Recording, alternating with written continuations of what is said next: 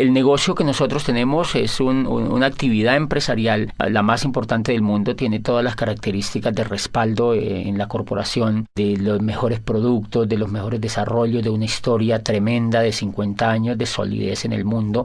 Luego, ese no es el mayor problema en un tipo de negocios como esto. Yo evidencié que aquí había un gran negocio porque tiene un programa educativo muy estructurado y ese fue el que me hizo a mí tomar la decisión de hacer ese negocio. Yo creo que es importante porque si hay una buena o mala educación, eso determina el futuro de los seres humanos. Y cuando yo examino el programa educativo que tiene este negocio, lo que llego a la conclusión es que es lo más importante que yo he conocido. Yo vengo del mundo universitario, he trabajado por más de 8 años como rector de una universidad y he trabajado en el mundo académico por el tiempo que he estudiado y después ya como dirigiendo una institución universitaria, y siempre había cuestionado el modelo educativo tradicional por sus falencias y por las rutinas que ya ha creado a través de los siglos. Cuando conozco el programa educativo encuentro que es muy importante para desarrollar el negocio porque toma a las personas y las transforma, hace una transformación profunda de los seres humanos y les hace creer en sí mismas, les hace evidenciar posibilidades y las hace tomar el control de su futuro.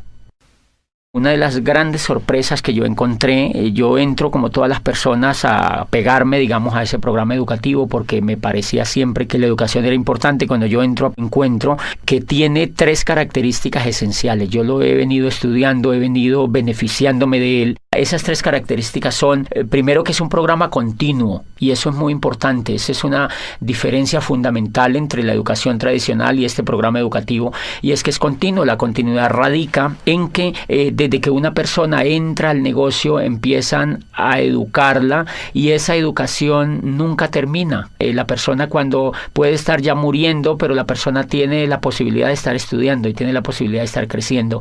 Eso es fundamental. ¿Por qué es fundamental? Porque el modelo educativo tradicional es un modelo que no es continuo. Las personas estudian carreras y terminan las carreras, y cultural y psicológicamente esas personas creen que están ya acabadas, que son productos terminados, y difícilmente ellas creen que tienen que seguirse educando hacia el futuro. Normalmente terminan las carreras y las personas salen a buscar qué hacer, pero no hay la concepción profunda de que tienen que educarse durante toda la vida. Aquí de entrada el programa educativo nunca le dicen que es por 3 años, a nadie le dicen que es por 6 meses, a nadie le dicen que es por 5 años y a nadie le dice que se va a graduar, porque lo que se busca es el éxito, es el crecimiento de las personas. Y esa característica me parece que es muy importante porque en 1991 en Colombia, el gobierno de Colombia reunió a un grupo de sabios que se llamó precisamente la Comisión de Sabios para la Educación, la Ciencia y el Desarrollo, y de esa Comisión de Sabios hizo parte Rodolfo Ginás, que es uno de los grandes genios que tiene Colombia en la medicina. Él fue el director del Instituto de Neurología de Nueva York.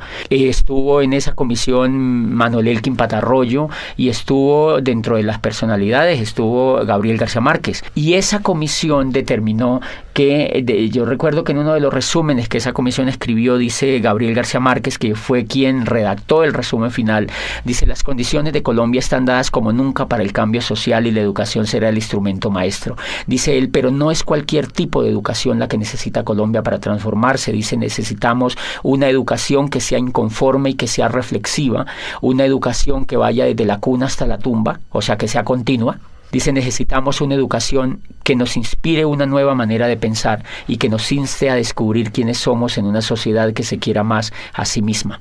Y eso es fundamental porque en el año 2001, yo estaba viviendo en Europa y un día en la ciudad donde yo vivía bajé a comprar el periódico y encontré que había un aviso donde requerían un empleado para una multinacional y decía: se necesita gerente de recursos humanos para una empresa en el norte de España.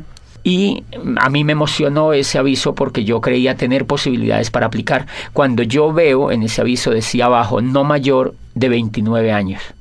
Entonces, ¿qué es lo que está haciendo eso? Lo que está haciendo ahí es que están limitando a las personas y creen que las personas, por no tener menos de 30 años, no son competentes para una empresa. O sea que están reciclando a la gente. La industria, uno de los pecados de la era industrial es que recicla a las personas, porque cuando ya no tienen las habilidades de la juventud, las desecha, y en ese sentido es porque el modelo educativo no es continuo. Si el modelo educativo fuera continuo, la empresa entendería que la persona, en la edad que tuviera, pues tendría las habilidades más despiertas y podría ser más productivo para la empresa. Pero como la empresa sabe que la persona ha terminado la carrera a los 21 años, entonces ya quiere que la persona trabaje esos 5 años, donde está el mayor auge de entusiasmo, trabaje para la empresa. Cuando ya va llegando a los 30 años, la empresa ya cree que esa persona no es competitiva. He visto personas de 50, 60 años estudiando libros y volviendo a tener esperanza en que ellos pueden hacer algo importante en su vida, y eso lo logra la educación. José, cuéntanos por qué hay personas que no pueden tomar el programa educativo tan fácil o tan rápido como otras. En muchos casos es porque los líderes no los promueven lo suficientemente. Como este es un negocio de liderazgo, los líderes siempre tenemos que decirle a las personas qué es lo más importante para ellas. Y entonces pueden haber varias fallas. Una, que los líderes no están lo suficientemente comprometidos con lo esencial que tiene un negocio como estos, y es la educación. Y la segunda cuestión es que hay personas que definitivamente no quieren educarse, porque la educación es un asunto voluntario. La educación está allí para que la gente la tome, así como el éxito, así como el progreso, así como la abundancia, así como la posibilidad de avanzar en la vida es una opción. La educación también es una opción. Por fortuna estamos en un país donde pues las personas optan por educarse o no, donde todo es libre, y entonces aquí también ese es un elemento importante. Hay personas que no creen que sea importante para ellos, y ahí hay un tema de conciencia que hay que respetarlo. Una segunda característica que tiene ese programa educativo y que me parece definitiva es que es coherente. La primera característica es continuo, la segunda es que es coherente. La razón número uno, la cual me sorprendió a mí, es que los maestros que educan en el negocio tienen el resultado en la mano. Diferencia fundamental con el modelo educativo tradicional. El modelo educativo tradicional, no siempre o casi nunca los que educan tienen el éxito. Entonces, a mí me sorprendió ver que yo fui a un seminario y los que me hablaban en ese seminario eran diamantes. O sea, eran libres financieramente, y ellos me estaban enseñando a mí a ser libre financieramente. Entonces, obviamente, cuando yo escucho a alguien que tiene el resultado, eso me da confianza, eso me da fe, porque ella es una persona que tiene las mismas capacidades que yo, y entonces yo creo que yo también lo puedo lograr. Y eso en educación, desde el punto de vista pedagógico, es determinante, que la persona que eduque a otros tenga los resultados de éxito que está transmitiendo a las otras personas. Yo, cuando conocí el mundo universitario, me daba cuenta que habían profesores, por ejemplo, que enseñaban administración de empresas y nunca habían tenido ninguna empresa. Entonces le enseñaban a los estudiantes a montar empresas, pero ellos jamás habían tenido la oportunidad de tener una empresa, ni nunca la querían tener además. Y entonces encuentras tú profesores de finanzas, por ejemplo, que enseñan finanzas a los estudiantes y ellos están quebrados financieramente. Yo recuerdo una vez cuando yo estaba trabajando en el mundo universitario, entrevisté a un profesor y él daba macroeconomía, y entonces yo le pregunté, bueno, tú que sabes tanto de la economía, tú debes estar muy bien económicamente, y me dijo, no, yo la verdad no estoy bien económicamente, tengo muchas deudas, tengo problemas financieros, pero es que eso hace parte de la microeconomía, y yo lo que enseño es macroeconomía. O sea que es una cosa bastante interesante, y eso tiene mucho que ver con la incoherencia. Nuestro modelo educativo tradicional definitivamente se volvió muy incoherente, y entonces tú encuentras profesores que enseñan éxito, que hablan de éxito, pero ellos no lo tienen, que hablan de dinero, pero ellos no lo tienen, que hablan de empresas, pero ellos no lo tienen.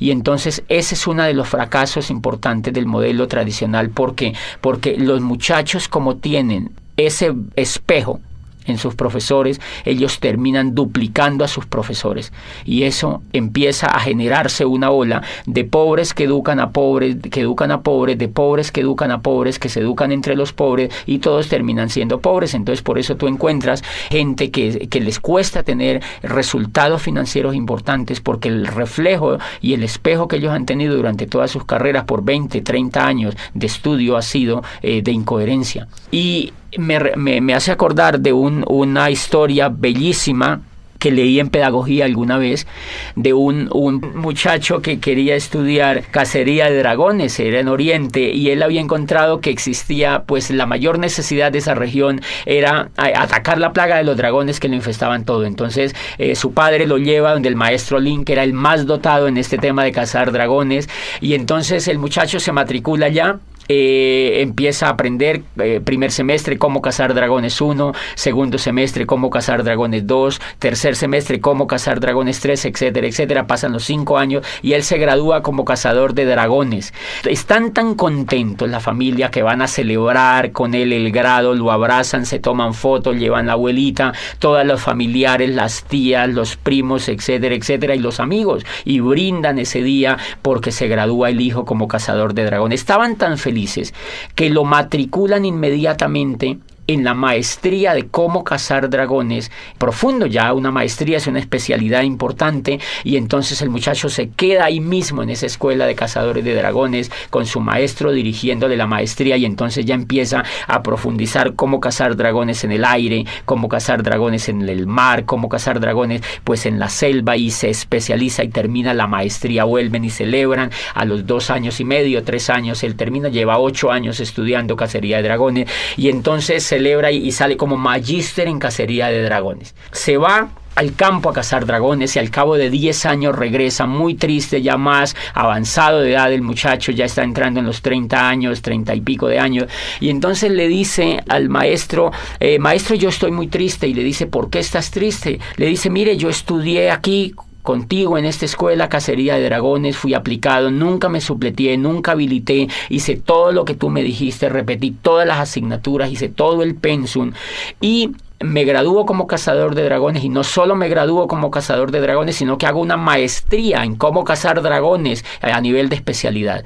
Me gradúo de magíster como uno de los más brillantes estudiantes, y llevo 10 años en el campo, y no me puede creer, maestro, no solamente no he cazado ni un dragón, sino que ni siquiera lo he visto. Entonces el maestro se queda viéndolo y le dice, hijo, no te pongas triste. Vamos a hacer lo siguiente, vas a volver al campo durante otros 5 años y vas a trabajar muy duro en cómo cazar dragones. Si al cabo de 5 años no has logrado cazar ningún dragón, se le acercó al oído y le dijo, haz como yo.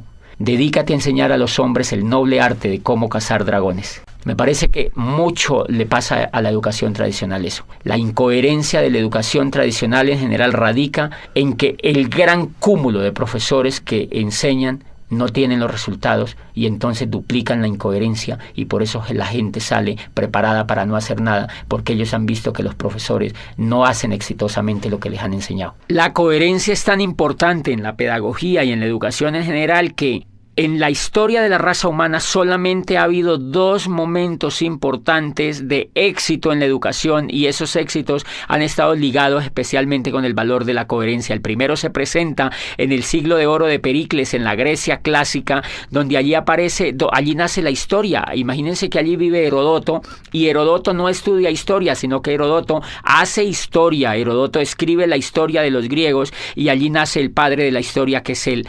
Él empieza a escribir sobre lo que le pasa a los griegos, y por supuesto que si una persona quería estudiar historia, suponiéndose que existiera una persona que quisiera familiarizarse con la historia, pues va donde Herodoto, porque Herodoto es el historiador. Y nace en el siglo de oro de Pericles Sócrates, vive Anaxágoras y vive Platón, y entonces ellos empiezan a crear las escuelas filosóficas más importantes que pues iluminaron a Occidente y siguen iluminando la filosofía occidental. ¿Qué era la característica de estos filósofos? Que ellos no fueron a estudiar filosofía, sino que ellos eran filósofos, o sea, eran coherentes, ellos hacían filosofía, y entonces pues así Sócrates empieza a hablar a los jóvenes en las calles y en las plazas, y empieza a reflexionar sobre la vida, sobre los valores, sobre la amistad, y reúne a los jóvenes y les cuenta sobre la vida, sobre el universo, les habla sobre la belleza, etcétera, etcétera, y los jóvenes son extasiados escuchando a Sócrates, de manera que esa coherencia que él tiene de no enseñar filosofía, sino de hacer filosofía, hace que Platón, por ejemplo, se interese en la filosofía, y hace que otra cantidad de discípulos que surgieron a raíz de la aparición de Sócrates en la escena escena ateniense, pues empiece a duplicarse, y lo que se duplica entonces es el éxito de la coherencia. Y nace también en el siglo de oro de Pericles la tragedia. Nace la tragedia, y entonces allí vive pues Sófocles, Eurípides y Esquilo, los grandes creadores de la tragedia viven en ese siglo, y pues obviamente ellos no enseñan tragedia, ellos lo que hacen es que hacen tragedia, y lo que hacen es que enseñan con el ejemplo. Nunca antes se ha visto otra etapa más impresionante de gloria, de crecimiento y de creación que la que se da en el siglo de oro de Pericles, y ha sido pues el ejemplo máxime de la educación. Y paradójicamente allá nace la historia, pero no hay facultades de historia, nace la filosofía y no hay facultades de filosofía, y nace la tragedia, la gran literatura de los griegos, pero no hay escuelas de literatura.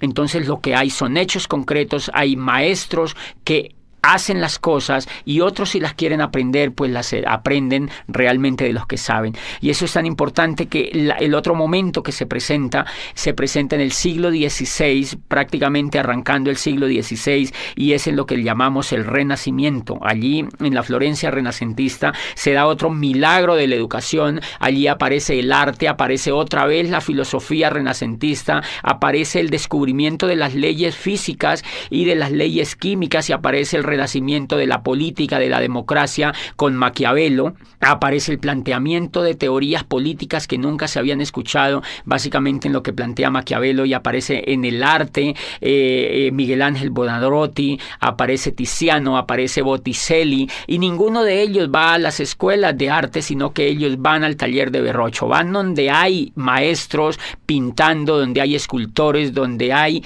realmente personas que son coherentes con el arte, y pues ellos han sido los grandes creadores del Renacimiento, la gloria, el espejo, todo el ejemplo que tuvimos hacia adelante en el tema del arte en Occidente. Por ejemplo, fíjense que toda esa coherencia hace que Newton defina su rol sobre la ciencia y desafíe los conceptos que se habían creado a raíz de las creaciones anteriores en el tema de la física. Y lo que se da en ese siglo, en ese siglo del Renacimiento, prácticamente en esa etapa, es que existen personas que son coherentes entre lo que piensan y entre lo que hacen. Nunca antes ni nunca después se presentó otro milagro de la educación tan impresionante como se dio en el Renacimiento y en el siglo de oro de Pericles. Y el último pilar que tiene este negocio es que es humanista. Y el humanismo radica en que el centro de todo el modelo educativo es el ser humano. No es el conocimiento, no es el horario, no son los útiles, no son los maestros, no son los esmeraldas ni los diamantes, es el centro de todo el ser humano, es la persona que viene a educarse. Entonces, 1, le respetan hasta la decisión de si se educa o no. 2, le respetan hasta cuándo quiere educarse. 3, le respetan el tiempo, porque el programa educativo no tiene horarios. Lo hace la persona en su casa, lo hace cuando se levanta, lo hace cuando se acuesta, lo hace al mediodía.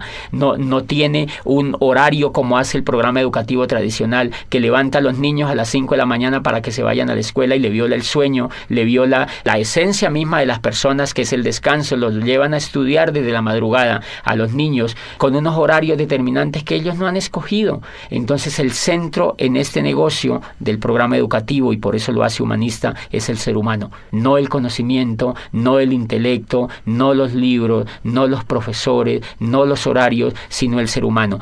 El ser humano como centro educable hasta el final de los días. Como lo respeta como ser humano, sabe que el ser humano puede crecer desde que está con uso de razón hasta que muere. Y eso es un modelo completamente humanista. El humanismo radica, siempre que se mide un modelo humanista desde la pedagogía, se mide dónde está el ser humano y cómo se le respeta. Este modelo educativo lo que hace es crearle a la persona una inteligencia superior desde lo emocional, le genera esperanza, le genera valores, le genera principios, y todo lo orientado a la educación está basado en los valores intrínsecos del ser humano, ni siquiera en el intelecto, sino en los valores intrínsecos del ser humano. José, ¿qué diferencia hay entre el modelo educativo tradicional y el programa que estamos desarrollando en este negocio? Bueno, fuera de esas diferencias que son monumentales, Son diferencias como, por ejemplo, que el modelo educativo tradicional se enfoca en la educación intelectual.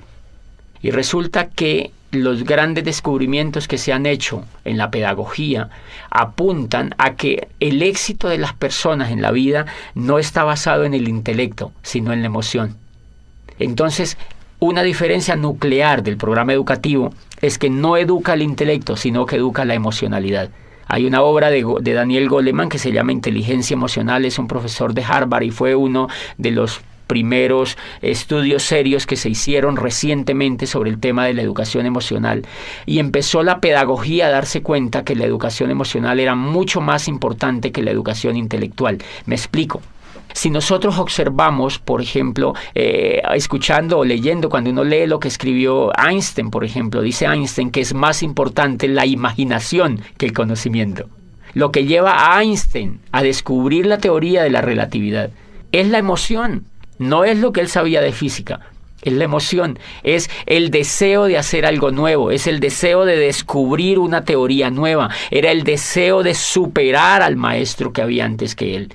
Lo que lleva, por ejemplo, a Newton a descubrir la teoría, la gravedad, todo el tema de la gravitación, es porque él quiere progresar frente a lo que había antes. Lo que lleva a Galileo Galilei a perfeccionar el telescopio de Hans Lippershey y ver las estrellas y decirle al mundo que el centro del universo no era la Tierra, que estaban equivocados y que llevaban 2000 años equivocados, fue el deseo de superar a Ptolomeo, que había existido miles de años antes y que habían educado a la gente con un paradigma que Galileo cree que es falso y lo demuestra. Entonces, fíjense que allí prácticamente no hay juego de intelecto, lo que hay es un juego de emocionalidad. Y si uno examina, es el deseo de superar, es el deseo de traspasar las barreras, es el mismo deseo que tiene el atleta olímpico de superar la barrera de los 100 metros, es el mismo deseo que tiene el ciclista de correr el Tour de Francia y ganarle al otro, es el mismo deseo del Guinness Record de superar. O sea, el ser humano desde que está en la faz de la tierra siempre ha tenido el deseo de ser mejor, el deseo de crecer. O sea que lo que impulsa a los seres humanos no es el intelecto, es la emoción. Y paradójicamente la emoción es la que no se educa. La emoción no se educa ni desde la casa, o más bien se deseduca. Se crean hábitos perversos frente a la emoción. Y cuando uno llega a la escuela, lo que menos se le educa es la emoción. Entonces termina uno fracasado porque no le han educado el motor que tienen todos los seres humanos, y es la inteligencia emocional. La inteligencia emocional es lo que logra que una persona como Shakira, por ejemplo, a quien la despreciaban por su voz en el colegio, porque no era competitiva frente a los estándares que la profesora tenía, lo que hace que ella se vuelva en una de las cantantes más impresionantes a nivel mundial es la fe que ella tiene, es la confianza que tiene en ella misma, es la esperanza en el futuro que ella tiene, y es la capacidad que ella tiene para transformar los hechos que la rodean. Eso no es intelectual, eso es emocional. Gabriel García Márquez, desde que entra al mundo universitario aquí en Bogotá y estudia en la Nacional, de una lo que ve es que él no iba a ser un buen abogado y que el modelo que lo estaban metiendo educativo no le convencía. Él se retira de la universidad y lo que lo lleva a hacerse el mejor escritor del mundo es el deseo, es el sueño, es la capacidad de querer progresar y la capacidad de creer en sí mismo. Y ahí hay un elemento fundamental que se llama la capacidad de soñar. La capacidad de soñar es un elemento emocional. Y si ustedes examinan, esa es una diferencia importante. El sueño, por ejemplo, está prácticamente vetado en la educación tradicional. Tú estudias 20, 30 años en la educación tradicional y normalmente a ti nunca te hablan de sueño. Nunca tú ves a un profesor hablándote de que es importante soñar. Nunca te hablan de que es importante soñar, porque ese elemento es casi cursi en la educación tradicional. Y si tú examinas todo el progreso de la historia de la raza humana, tú encuentras que los únicos que han transformado el universo han sido los soñadores. Entonces, si los soñadores han sido los que se inventaron la física, la química, la matemática, la astronomía, la música, la literatura, los que han dado los grandes avances han sido los soñadores, ¿por qué la educación no habla de sueños? ¿Por qué el sueño está prácticamente vetado? Y a uno no le hablan de sueños en la educación tradicional, a uno le da el sueño. pero realmente allá nunca ve uno, en general uno no ve profesores soñadores. Y me llama la atención eso porque uno de los elementos importantes, la diferencia de los seres humanos con los animales, es que los seres humanos se difieren en que los seres humanos somos soñadores. Los animales no sueñan. Los animales vienen programados genéticamente para repetir lo mismo que ha hecho su especie a través de miles de años. La abeja repite el mismo panal, la hormiga repite el mismo hormiguero, el cerdo repite el mismo comportamiento de los otros animales.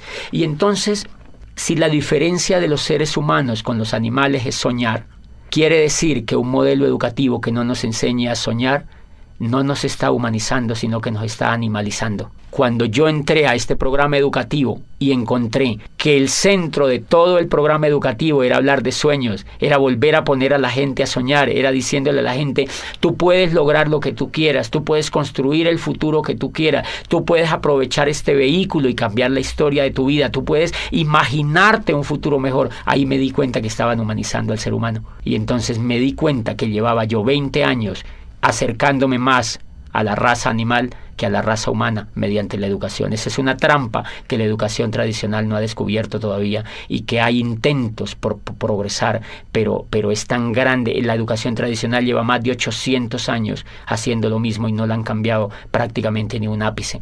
De manera que hay que entenderla, es un modelo muy complicado de cambiar, pero nosotros podemos hacer cosas por los demás y yo pienso que la labor que está haciendo el modelo educativo de este negocio pues es impresionante, porque en lugar de cuestionar lo que ya hay, hacemos realidades los sueños de muchas personas con una herramienta que es verdaderamente revolucionaria desde allí.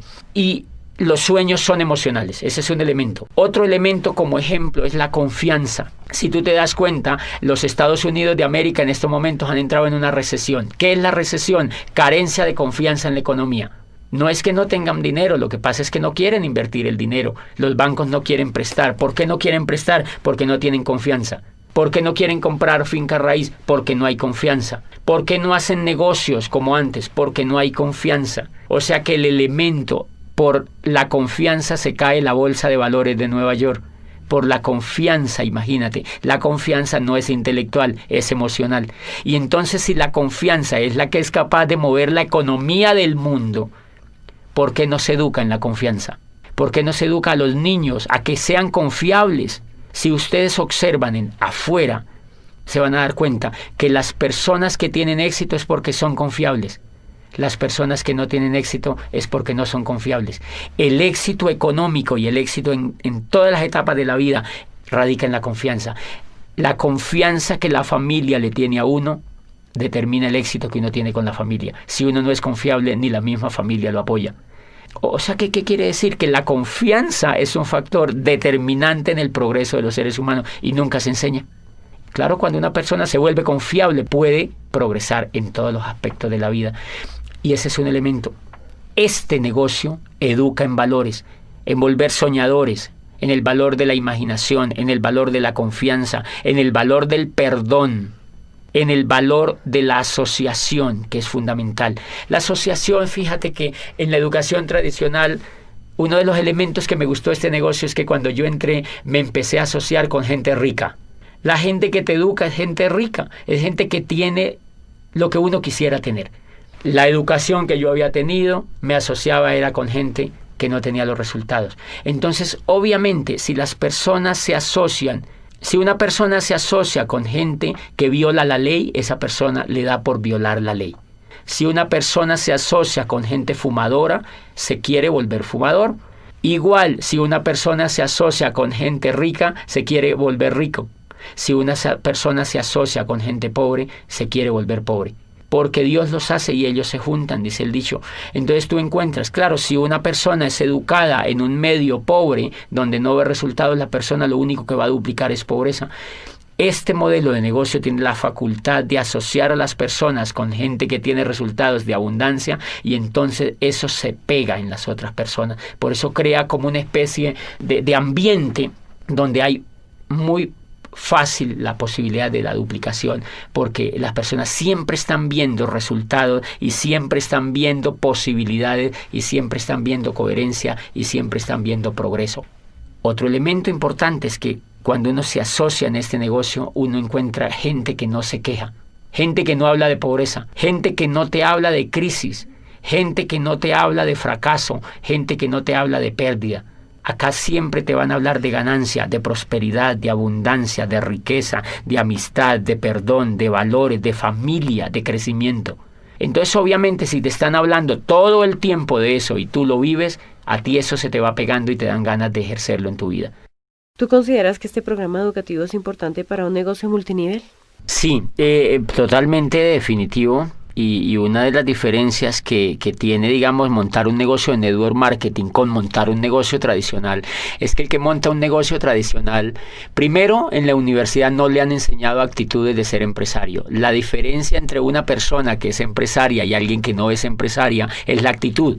Por ejemplo, la persona que nunca ha sido empresaria, no importa que haya estudiado administración o que haya estudiado negocios, es que esa persona normalmente viene llena de miedo. A ella le da miedo arriesgarse, y el riesgo es emocional. Como nunca ha sido educada en emoción, no ha tenido inteligencia emocional alrededor de su educación en general, esa persona vive llena de miedo. Por eso se ha ido a estudiar una carrera, porque la persona no realmente, si quisiera ser empresaria, creo yo que no se iría a hacer una carrera, porque si usted examina, los más grandes empresarios del mundo no han estudiado carreras. Para ser empresario no se requiere información intelectual, se requiere tener valores de empresario, y eso no lo enseñan en el sistema educativo tradicional. Todo el negocio aquí es quitarse el miedo.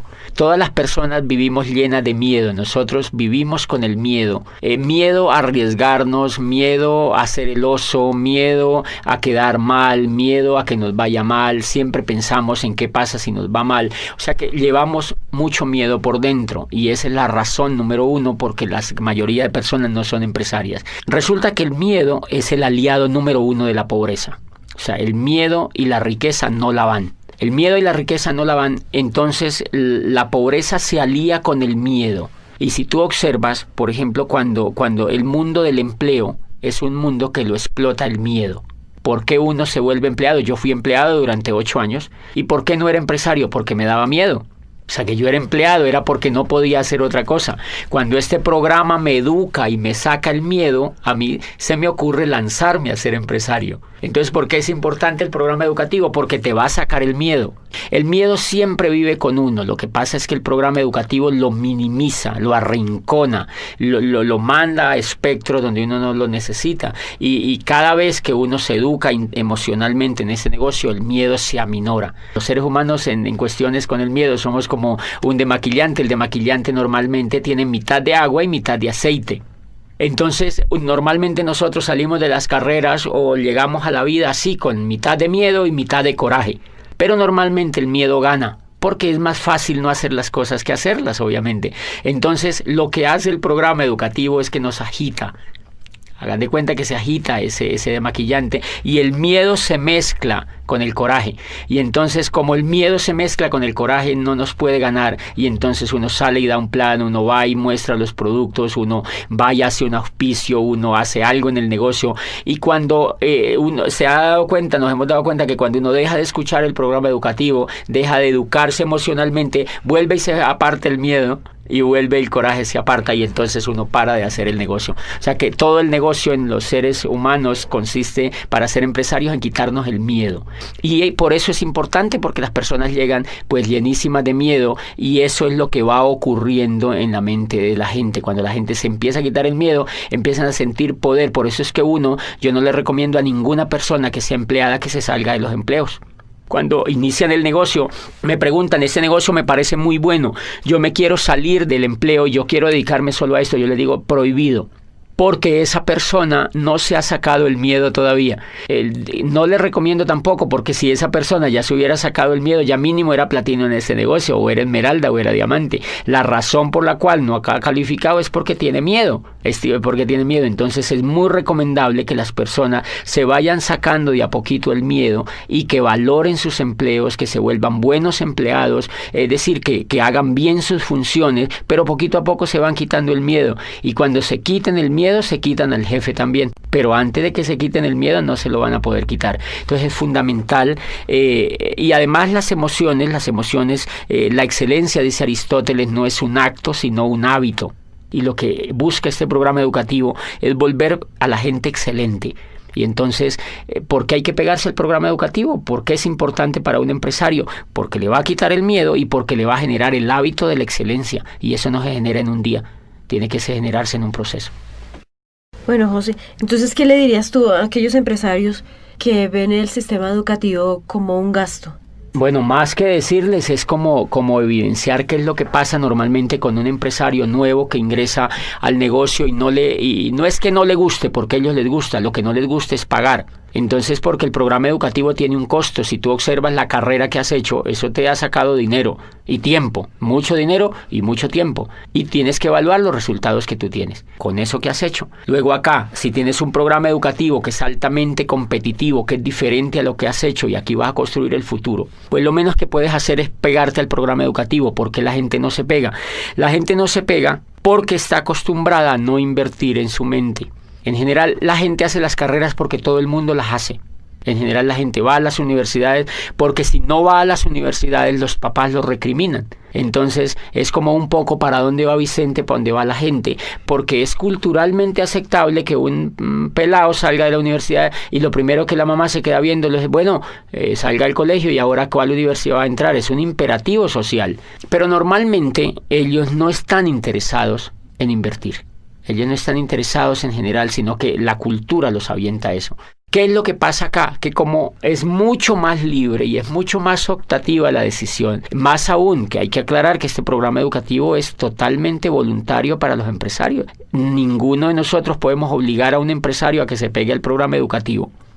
La gente en general no se pega porque están acostumbrados a invertir pues un poquito del pecho para abajo. O sea, invertimos es en comida. Porque si no invertimos en comida nos morimos. Entonces la gente compra carne, compra cebollas, compra tomates, compra mercado y compra cosas para comer, pero casi no compra cosas para alimentar la mente. Entonces la mente la alimentan con televisión, la alimentan con programas de radio, la alimentan con noticieros, la alimentan con negativos, la alimentan con charlas con los amigos, lamentándose de la vida y hablando de la crisis.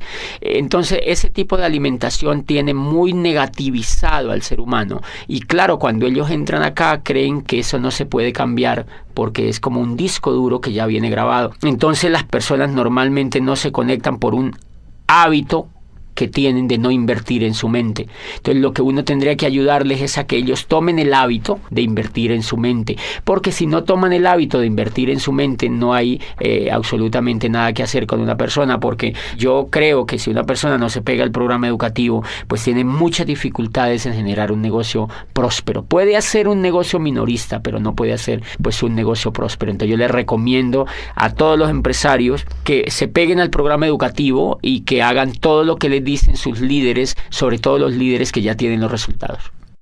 José, ¿tú crees que una persona siendo profesional le sea más difícil entrar a este sistema educativo? Yo creo que eso depende mucho de la actitud de la persona empresaria que entra al negocio. Hay muchos casos de profesionales con una excelente actitud para educarse, pero tenemos montones de casos de profesionales que ven el negocio y son renuentes al conectarse al programa educativo. ¿A qué acuso yo esa renuencia?